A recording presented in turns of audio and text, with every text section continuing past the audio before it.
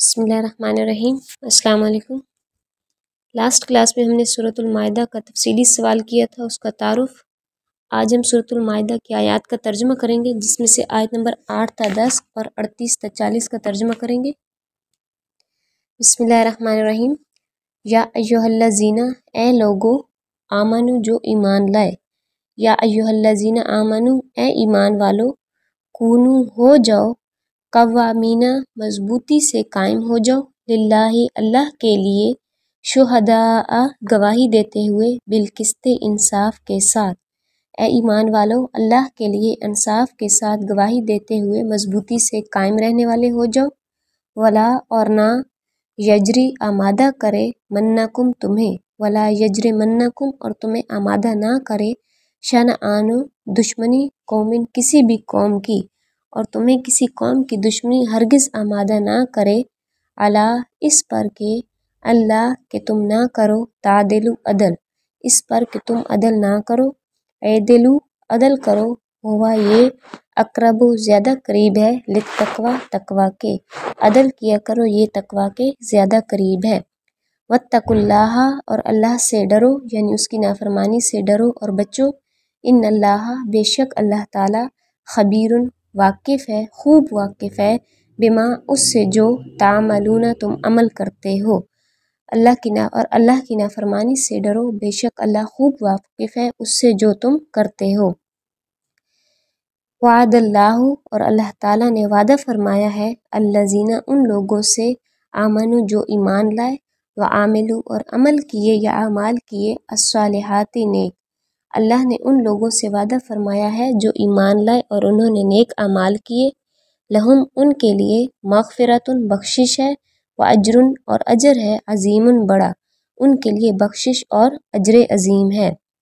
वल्लज़ीना और जिन लोगों ने, काफरू कुफर किया, व कज़्ज़बू और झुटलाया, बेआयातिना हमारी आयात को, और जिन लोगों ने कुफर किया और हमारी आयात को झुटलाया, उलाइका यही वो लोग हैं, अस्हाबुल जहीम जहन्नम वाले हैं।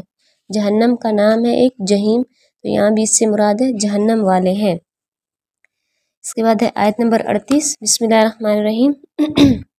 वस्सारिकु और चोरी करने वाला मर्द, वस्सारिकातु और चोरी करने वाली औरत, फ़क़्ताउ तो पस काट दो या काट दिए जाएं, ऐदियहुमा इन दोनों के हाथ।